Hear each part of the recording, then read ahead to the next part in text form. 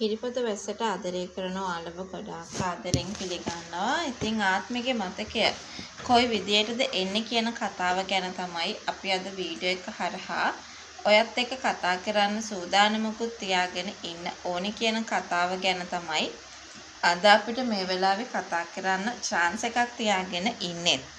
ඉතින් හිරිපොත වැස්ස කතාවේ ප්‍රේක්ෂකයන් හැටියට අපිට මේ වෙලාවේ ආත්මිගේ මතකය ගැන තියෙන ලොකු කුතුහලයක්.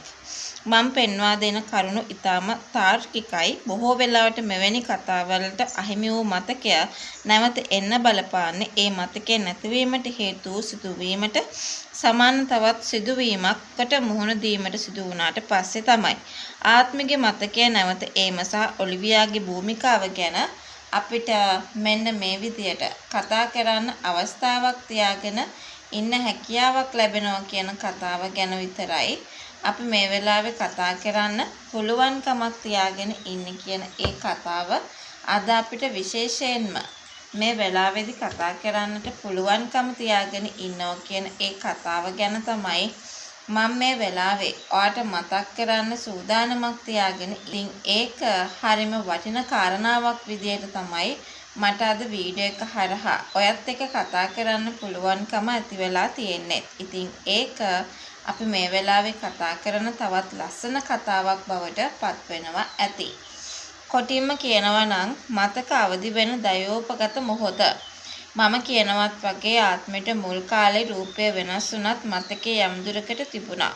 නමුත් දැන් මේ මතකයේ සම්පූර්ණයෙන්ම තවත් සැත්කමක් නිසා ඇයට අහිමි වුණා. හැබැයි ඉතින් මේ ඔලිවියාගේ බැනවැදීම් මතක් වෙන්න ගොඩාක් දුරට ඉඩකඩක් තියෙනවා කියන ඒ කතාව ගැන තමයි අද අපිට මේ වෙලාවේ කතා කරන්න පුළුවන්කමක් තියාගෙන ඉන්නේ කියන ඒ කතාව මම මේ වෙලාවේදී ඔයත් එක්ක කතා කරන්න සූදානමක් තියාගෙන ඉන්නවා කියන ඒ කතාව ගැන විතරක් අද අපිට මේ වෙලාවේ කතා කරන්න සූදානම්කමක් තියාගෙන ඉන්නවා. ඉතින් ඒකේ විශේෂත්වයක්ම අපිට අරගෙන කතා කරන්න ඉඩක් ලබාගෙන ඉන්නවා කියන ඒ කතාව ගැන තමයි අද අපි විශේෂයෙන් වාට මතක් කරන්නට ඕනේ. කොටින්ම කියනවා නම් ඒත ඇක්සිඩන්ට් එක වුණ දවසේ ඔලිවියාගේ බැනුම් අහලා ගිය ඒ පීඩනේ ආත්මිගේ හිතේ තදින්ම තැන්පත් වෙලා තියෙනවා ඇති. වර්තමාන ගැටුම දැන් නැවත වතාවක් ඔලිවියා එක දිගටම ආත්මිට බන්නකොට අපහාස කරනකොට සහ තර්ජනය කරනකොට ඒ කටහඬ සහ වචන ආත්මිගේ යටිහිතේ තියෙන පරණ මතකය අවදි කරන්න පටන් ගනීවි කියලයි මම අද වීඩියෝ එක තුලින් ඔයාව දැනුවත් කිරීමට සූදානම්කමක් තියාගෙන ඉන්නේ කියන ඒ කතාව ගැන තමයි අද අපිට මේ වෙලාවේ කතා කරන්නත් පුළුවන්.